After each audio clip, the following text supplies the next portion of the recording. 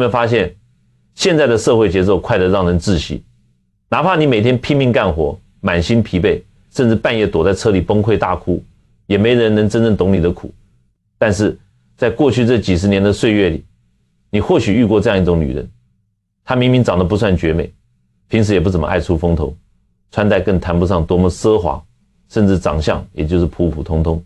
但是当你遇到极其难熬的关口，心里极其烦躁，甚至觉得人生快要走不下去的时候，只要看她一眼，或者跟她安安静静的坐在一处喝杯热茶，你整个人瞬间就安定下来了。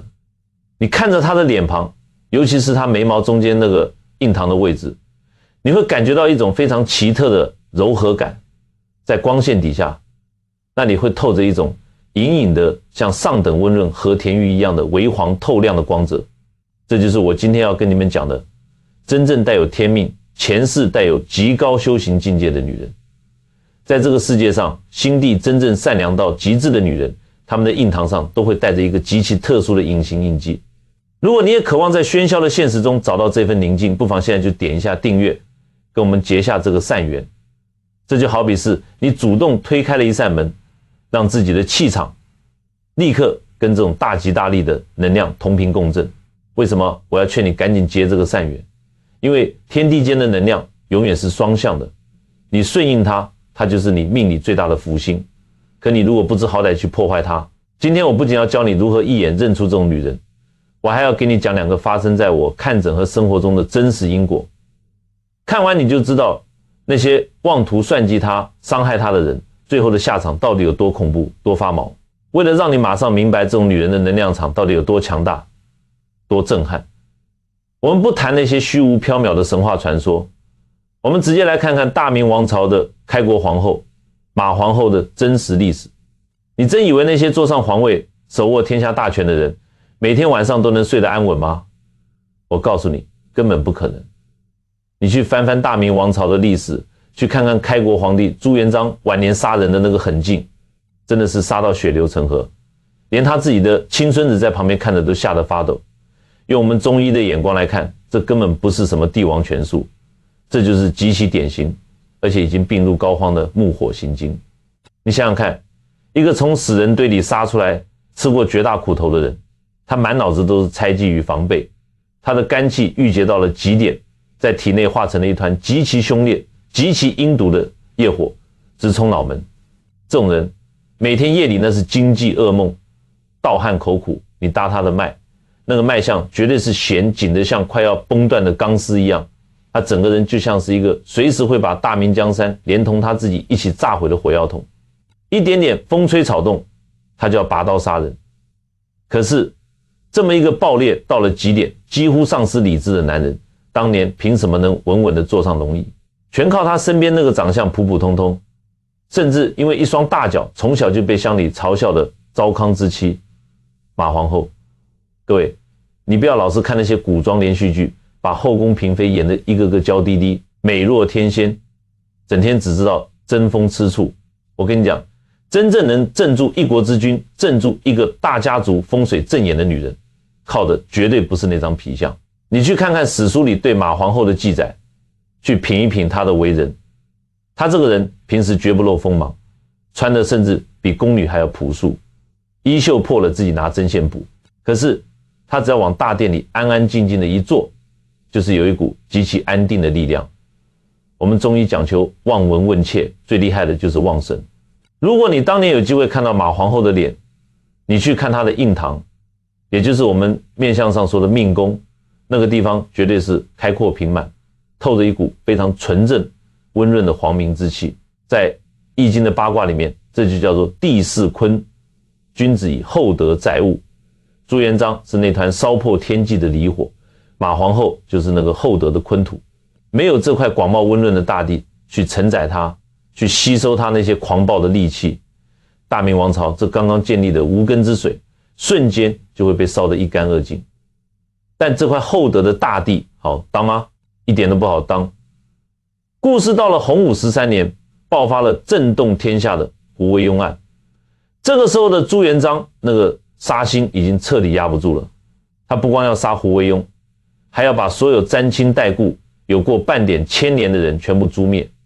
到了最后，连太子朱标的老师，也是天下闻名的大儒宋濂都被卷了进去。宋濂是什么人？那是大明朝的文坛领袖，是教导储君的恩师啊。可是朱元璋不管，肝火一上来，六亲不认，直接下令择日处死。当时整个朝廷上上下下全都被吓破了胆，谁敢求情，谁劝谁就得跟着掉脑袋。太子朱标哭着跪在奉天殿外苦苦哀求，朱元璋不仅不听，气得甚至要把太子爷一起严厉责罚。当时整个皇宫的上空那股肃杀阴寒的死气，真的是压得人连喘气都觉得胸口剧痛。你想想，马皇后处在这样一个极其险恶的两难绝境里，她是一个活生生的人，她也有她的软肋跟挣扎啊。宋濂教导他的亲生儿子，他心里极其不忍，眼睁睁看着大明朝的读书人被屠戮，他也极其痛心。可是面对一个已经杀红了眼，完全丧失理智的丈夫，她能怎么办？如果她像外面那些普通的妇人一样，仗着自己是正宫娘娘去一哭二闹三上吊，或者强行干政去阻拦，朱元璋那股逆反的暴力之气只会成倍的爆发出来。到时候不仅宋濂保不住，连太子的储君之位都会动摇，甚至整个天下都要跟着遭殃。一帆风顺的那叫童话。真正的高手在面临这种生死关头的时候，他的处理方式完全展现了什么叫做顶级的修心与风水化解之法。那一天，朱元璋在朝堂上发完了一通邪火，怒气冲冲的回到后宫准备用膳，他满脑子还在盘算着明天还要杀谁。结果太监把饭菜一端上来，他当场愣住了。平时虽然节俭，但好歹也有几道荤菜，今天这宽大的桌子上竟然只有清清淡淡的几碟素菜，连一滴肉芯子，一点点荤油的影子都看不见。朱元璋心里纳闷，一转头看到了坐在一旁的马皇后。马皇后今天根本没有穿她那身华丽的皇后正装，而是换上了一身极其普通的粗布素衣，连头上的金玉首饰都摘得干干净净，头发随意的挽着。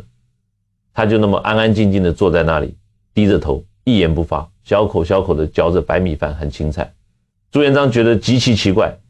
心里那股无名火正无处发泄，就皱着眉头大声问他，你这是做什么？堂堂大明开国皇后，搞得跟个外头要饭的叫花子一样，成何体统？马皇后没有马上回嘴，她慢条斯理的放下筷子，平静的抬起头，用她那双毫无怨恨却充满了巨大悲悯的眼睛看着朱元璋，然后她深深的叹了一口气。各位，就是这一声叹息啊，里面没有任何的指责，没有任何的恐惧，只有无尽的柔软、心疼和包容。他极其柔和的开口说，妾听说宋先生大祸临头，他是教导太子的恩师，妾是一介女流，不懂得国家大事，不能为陛下分忧。妾现在唯一能做的就是换上这身素衣，在这里为天下百姓吃素祈福，希望能为陛下多积攒一点阴德。你仔细品一品这段话，这叫什么？这就是我们中医里最核心最高深的治病之法，培土生金，以土泻火。马皇后没有去硬碰硬，她用自己最纯正的坤土之德，用那种黄明柔和的能量场，直接化作了一场甘霖。朱元璋听完这句话，看着妻子头上因为常年为他操劳而生出的白发，看着他印堂上那股宁静悲悯的光芒，他整个人就像是被抽干了力气一样，长长的叹了一口气。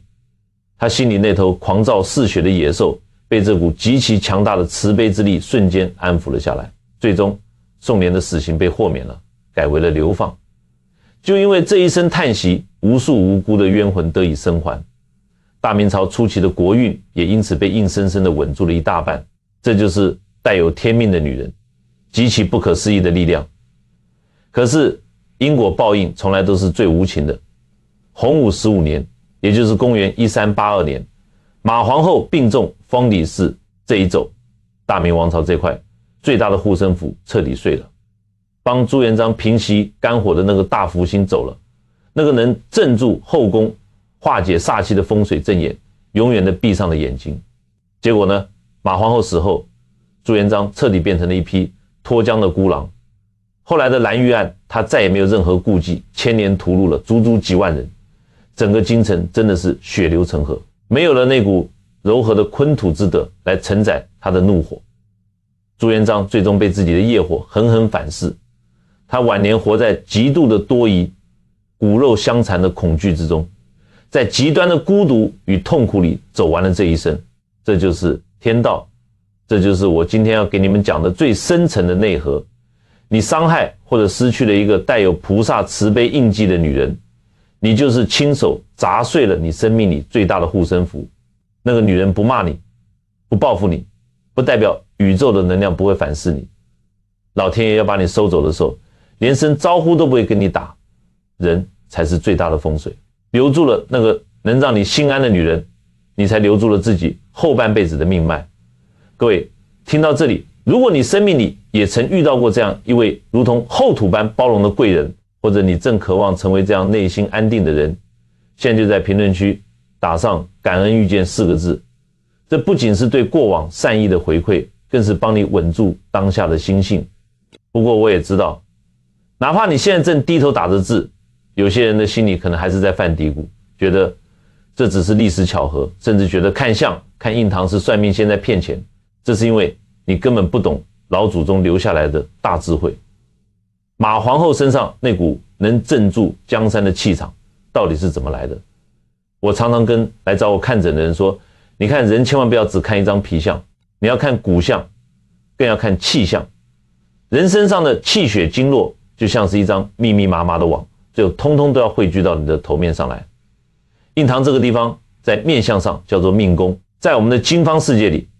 这是心气与肺气交汇的最重要关口。肺管的是气，心管的是血。我们用易经的卦象来解释，心是离中虚，属于火；肾是坎中满，属于水。一个正常的心念纯正的人，他的心火是往下走的，去温润下焦的水，而肾水是往上走的，去滋养上焦的心，这叫水火既济。可是一个女人如果整天盘算着怎么占人家便宜，整天嫉妒别人过得比她好，每天怨天尤人，你看她的脉象一定是浮而躁的，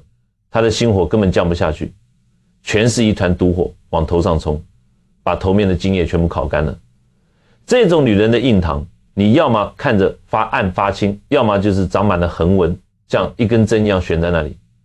看着就让人极其不舒服。为什么？因为她的气机全卡死在这里了，每天都在耗损自己的福报。这种人你靠近他都会觉得冰冷刺骨，甚至连他身边的风水都会被他搞得乌烟瘴气。相反的，那种真正心地纯良、宽厚、包容的女人，她的心脉极其平和，气血下降有度，这种极其纯净的能量，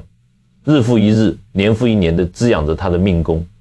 久而久之，她的印堂就会饱满、光润，透出一种微微的黄明之气。脾胃属土，土色为黄，这股黄明之气就是她极好的后天之本，在滋养着她的全身。这种光泽就是所谓的前世观音印记。这哪里是什么神话传说？这是她大半辈子用无数的善念、无数的隐忍、无数的慈悲，一点一滴硬生生修出来的顶级能量场。这种能量场连天地鬼神看了都要敬让3分。如果你遇到了，你千万别伤害他。你伤害他，你以为你占了便宜，其实你是在跟天道作对，你接下来的下场那是极其悲惨的。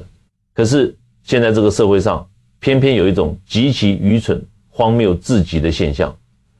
很多人不仅不向内去修这股纯净的能量，反而企图用钱去骗老天爷。我早些年在佛罗里达州开诊所看诊的时候，大概是在2008年的初秋，就碰过一个极其典型的，可以说是把自己硬生生给作死的女人。那天天刚刚下过一场秋雨，天气微微有点凉，诊所的门一推开，走进来一个30多岁的女人。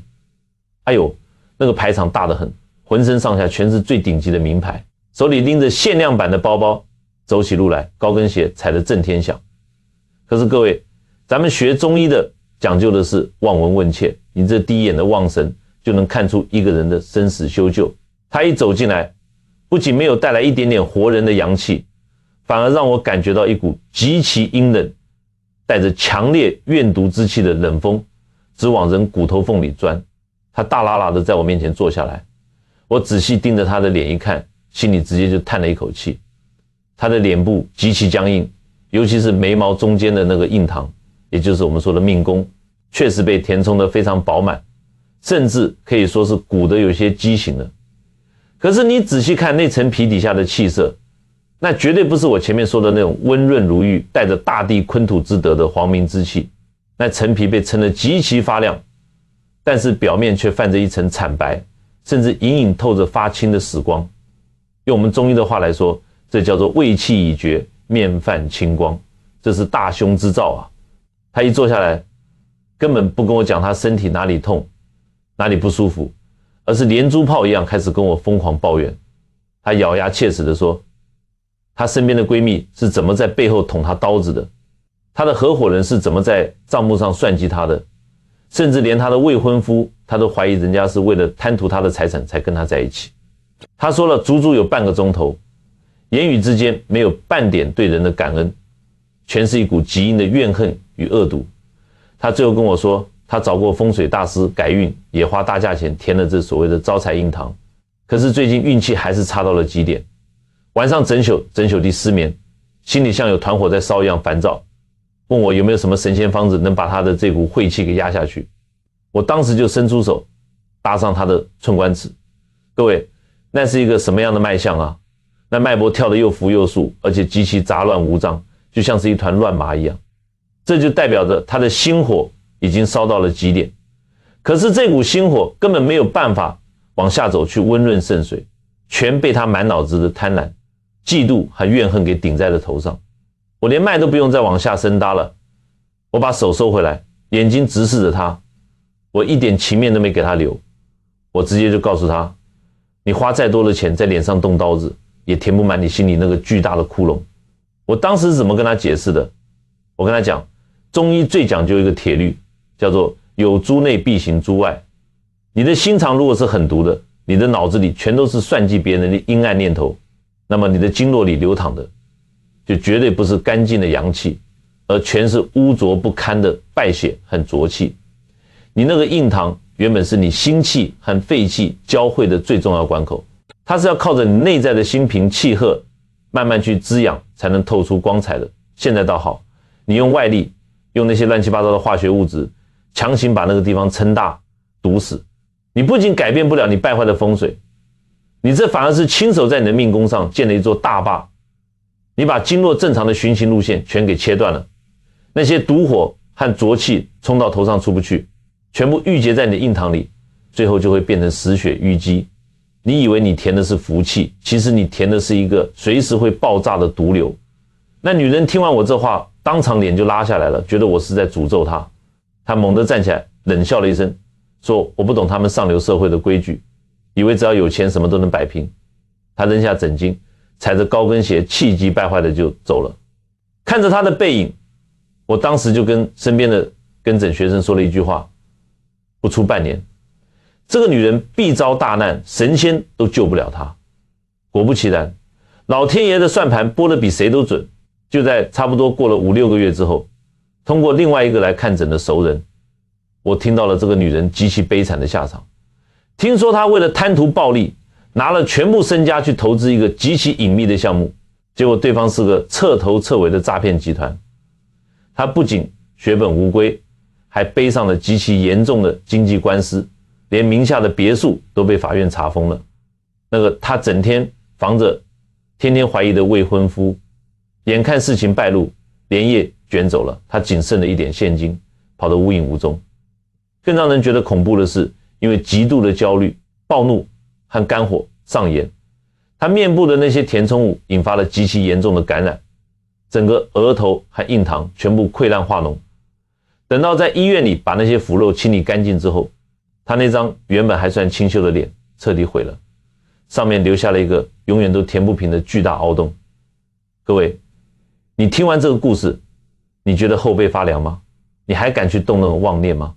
天道看的是你的心，是你的气场频率，根本不是你打进去的那点填充物。你想拥有观音一样的印记，你首先得有一颗菩萨一样的心啊！没有那个德行，你强行把脸做成那个样子，在易经里这就叫做德不配位，必有灾殃。老天爷给你安排了什么长相，就是配着你现在的修行境界的。你不去修你的内心，不去化解你心里的毒蛇猛兽，反而想用几张钞票去贿赂老天爷，去欺骗宇宙的能量场，你这不是自寻死路是什么？宇宙的法则是极其公平的，你发出了怨毒的信号，它就会把最毁灭性的灾难回馈给你。这也是我为什么要千叮咛万嘱咐你们，千万要把自己的心修好，心好了，你的面相自然就柔和了，风水自然就顺了，这才是天地间唯一的一条阳关大道。你也不要以为这种惊心动魄的因果只发生在有钱的暴发户或者帝王将相身上。我跟你讲，市井小民的因果，这本账老天爷算得更是清清楚楚，1毛钱都不会错，而且一样准得吓人。我再给你讲一个发生在我们普通街坊邻居里的事情，你仔细听，听完你不仅会觉得后背发凉，你更会觉得老天爷的安排真的是无比痛快。大概在20多年前，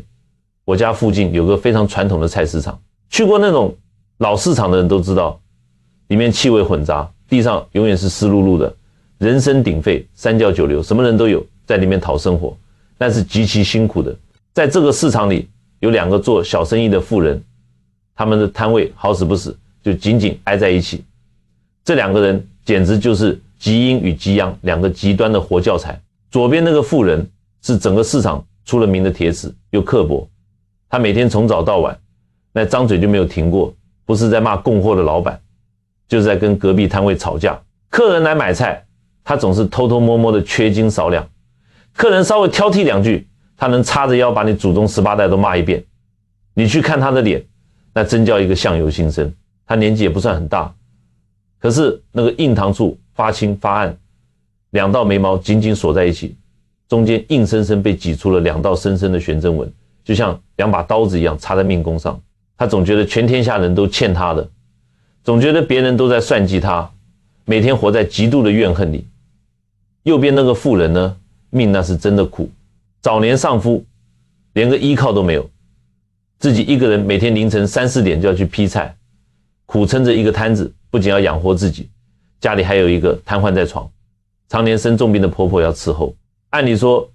遇到这种人间惨剧，换作一般女人早就崩溃了，早就满腹牢骚了。可是这个苦命的妇人从来不跟人结怨，她身上虽然穿着最便宜的旧衣服，甚至围裙上都是水渍，但你只要看她的脸，尤其是她印堂那个地方，始终是平滑开阔的，透着一股非常安定非常干净的皇明之气。有时候那些年纪大的阿嬷来买菜，买了一堆忘了带零钱，差个几块钱，他总是笑眯眯的摆摆手说没关系啦，下次再给。每天傍晚收摊的时候，别人都是把烂菜叶子随便往地上一扫，他却会把那些还能吃的剩菜叶子一点点整理好，拿去喂街边那些饿得皮包骨的流浪猫狗。那个刻薄的妇人看他这个样子，天天在旁边翻白眼嘲笑他，骂他是个不折不扣的傻子，甚至连难听的话都骂出来了，说你就是这么蠢，难怪你老公会早死。各位，这话是有多恶毒啊！不仅如此，那刻薄妇人为了抢生意，好几次洗完菜，故意把那种腥臭无比的脏水哗的一下泼到善良妇人的摊位前面，想把人家的客人全都赶走。如果是你受得了吗？你是不是当场就要拿起菜刀跟他拼命？可是这个善良的妇人没有，她什么也没说，只是默默地拿来扫把和水桶，一点一点把地冲洗干净。很多人以为她软弱，我告诉你，这根本不叫软弱，这叫做真正的高手在保护自己的风水。我们中医讲嗔怒伤肝，心火一动，气血马上就会大乱。你为了一个满身都是阴毒之气的人去大动肝火，你的经络就会被淤堵，你的福报就会顺着你的怒气漏得一干二净。他不去计较，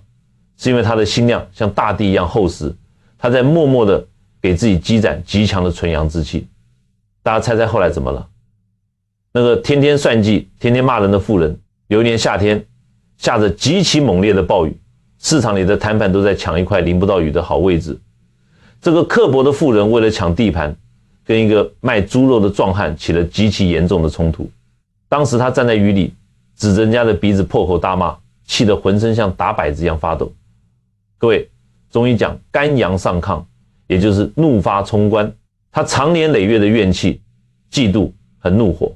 在那一瞬间全部爆发，化作一团极其猛烈的邪火，带着气血疯狂地往头上冲。可是他的经络早就被他平时的恶念和郁结给堵死了，气血冲到头部根本下不来，结果砰的一声，他当场就直挺挺地倒下去了。送到医院一查，脑血管破裂，脸部神经整个偏掉，连口水都控制不住的往下流。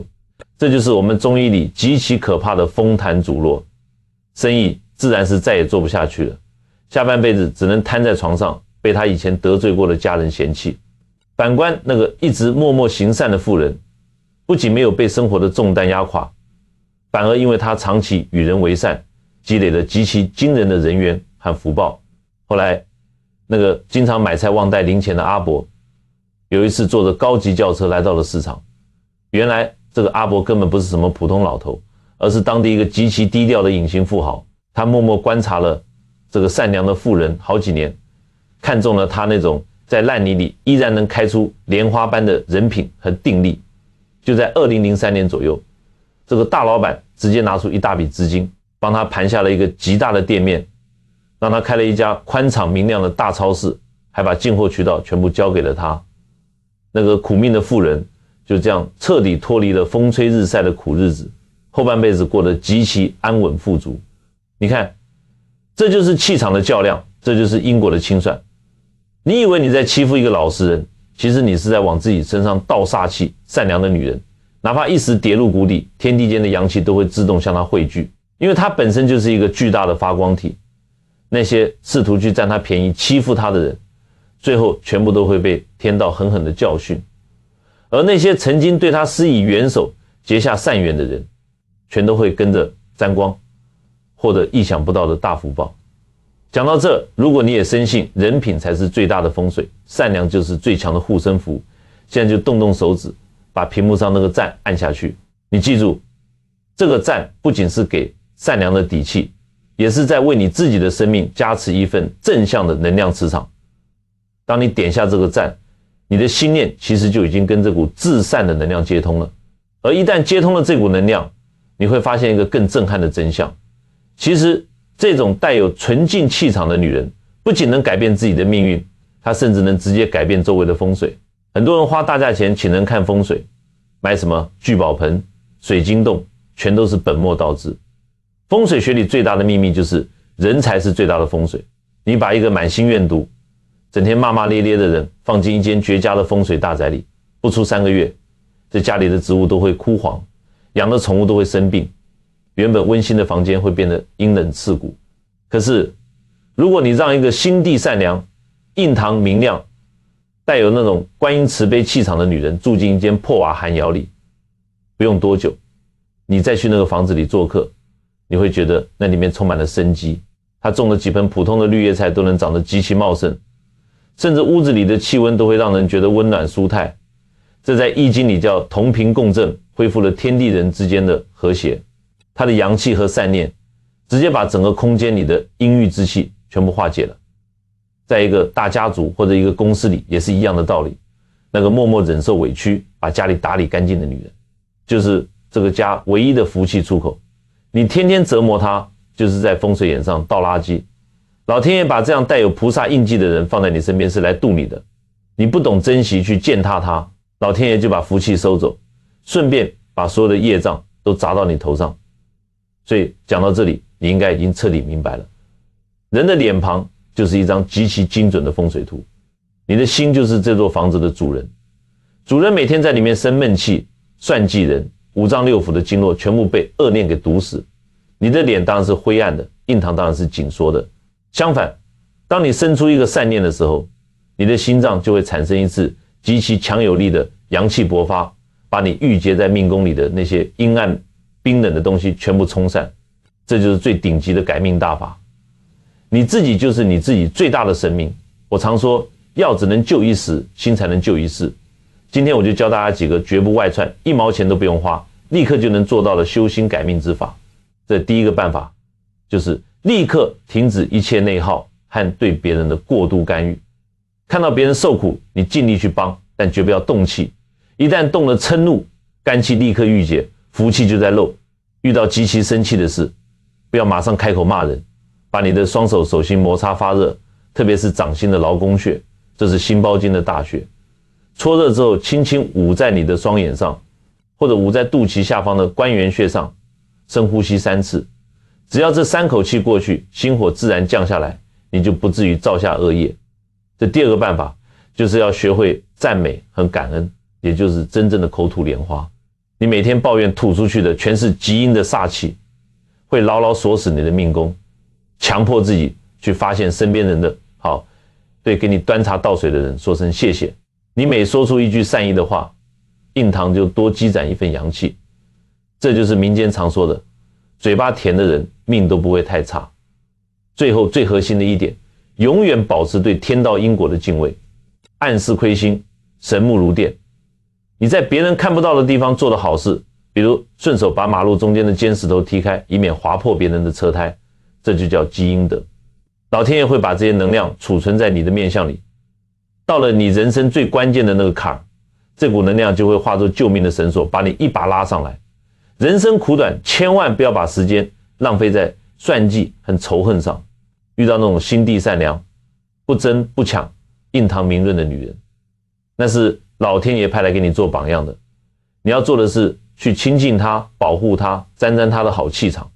今天讲得非常深，也非常透彻，能听到现在的都是有大慧根的人。各位，如果觉得今天讲的对你管用，现在就看荧幕下面，把那个赞按下去。你记住，这赞不是给我的，是你自己对宇宙说，这份知识我收下了，你这一按，能量的缘就结上了。还有一件事，我知道很多人是刷进来的，但在我们中医跟易经的世界里，没有偶然。你能刷到，这是你该有的福气。但缘来了，你不接，他就走了。所以现在看我手指右下角那个订阅钮，给我按下去，免费的，1毛钱都不收你。你别跟我说等一下，等一下就是算了。你不订阅，这条线就断了，断了线，福气要来的时候，门是关着的。你说急不急？从能量的角度讲，订阅就是你跟宇宙下订单，你选择要这份福气，宇宙会记住这一按，我们把这份善念汇聚起来，形成一个巨大的正能量场。现在就在评论区留下你所在的城市，加上一句种善因得善果。我决心从今行善修心，让所有的朋友都能看到你的愿力，大家互相见证，互相加持。因果是不虚的，你的每一个善念，宇宙都在看着。愿所有听到这番话的人都能身心康泰，福泽绵长。记住我说的话，把心修好，你的命自然就会好。我们有缘，下次接着讲。